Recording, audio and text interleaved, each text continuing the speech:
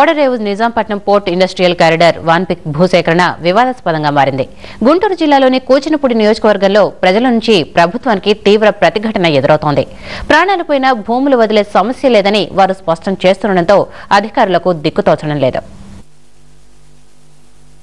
Vanpic project కోసం గుంటూరు జిల్లాలో 28,000 ఎకరాల భూములను సేకరించేందుకు ప్రభుత్వం సిద్ధమైంది. ప్రముఖ పారిశ్రామిక సంస్థ మ్యాట్రిక్స్ తో ఒప్పందం కుదుర్చుకున్న రాష్ట్ర ప్రభుత్వం కోస్తా తీరంలో పారిశ్రామిక కారిడార్ నిర్మాణానికి నడుం బిగించింది. అవసరమైన భూసేకరణకు అధికారులు చకచకా ఏర్పాట్లు చేశారు. ఇందులో ప్రభుత్వ, ప్రైవేటు, దేవాదాయ, అసైన్డ్, అటవీ భూములతో పాటు స్వతంత్ర సమరయోధులకు కేటాయించిన భూములు ఉన్నాయి.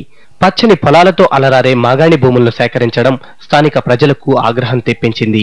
భూసేకరణ కోసం వచ్చిన స్పెషల్ డిప్యూటీ కలెక్టర్ శ్రీలతకు వారు తమ నిరసనను తెలిపారు. తర్వాత వచ్చిన మంత్రి మోపిదేవి రమణారావుకు కూడా పరాభవం తప్పలేదు. ఎన్నో ఏళ్లుగా సాగు చేసుకుంటున్న భూములను వదిలే సమస్య లేదని స్థానికులు తెగేసి చెబుతున్నారు. ఊరు మాత్రం వదిలిపెట్టాం అయ్యా, ఎవరొచ్చినా మాత్రం మేము తగిలి కొడతామే. మేము మాత్రం మా భూమి వదిలిపెట్టాము. మాకు కత్తి భూములు బాగా ఉండి మేము తినటానికి వచ్చేటప్పటికి మమ్మల్ని అకారెత్తుగా మమ్మల్ని అన్యాయం చేసి ఎత్తుకెళ్ళిపోతున్నారు. మేము మాత్రం మా భూములు మా మెడకాయలు కోసినా మేము అక్కడే శిరుసులు మేము అక్కడ సత్యాన పోతాం, కానీ మా భూములు మాత్రం మేము వదిలిపెట్టాం. వీరి ఆందోళనకు వామపక్షాలు సంఘీభావం ప్రకటించాయి. వాన్పిక్ పేరుతో ప్రజలను నట్టేట ముంచేందుకు ప్రభుత్వం సిద్ధమైందని వారు ఆరోపిస్తున్నారు. మ్యాట్రిక్స్ కంపెనీ వారికి వేలాది ఎకరాలు బరి తెగించి ఈ ప్రభుత్వం ఇవ్వజూపుతుంది. దీన్ని ఏ పరిస్థితుల్లో కూడా సాగనివ్వమని మొత్తం అన్ని పార్టీలు, కాంగ్రెస్ పార్టీ శ్రేణులతో సహా ఈ పోరాటంలో భాగస్వాములు అవుతున్నారు.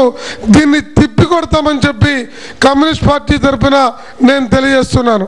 మంత్రి గారి అండదండలతో, మంత్రి గారి బెదిరింపులతో, మంత్రి గారి అనుచరుల బెదిరింపులతో మ్యాట్రిక్స్ కి సంబంధించిన ఏజెంట్లు అసైన్డ్ భూముల్ని నామమాత్రమైన రేట్లకు కొనుగొంటున్నటువంటి ఒక దారుణమైన పరిస్థితి ఆ గ్రామాల్లో నెలకొన్నది.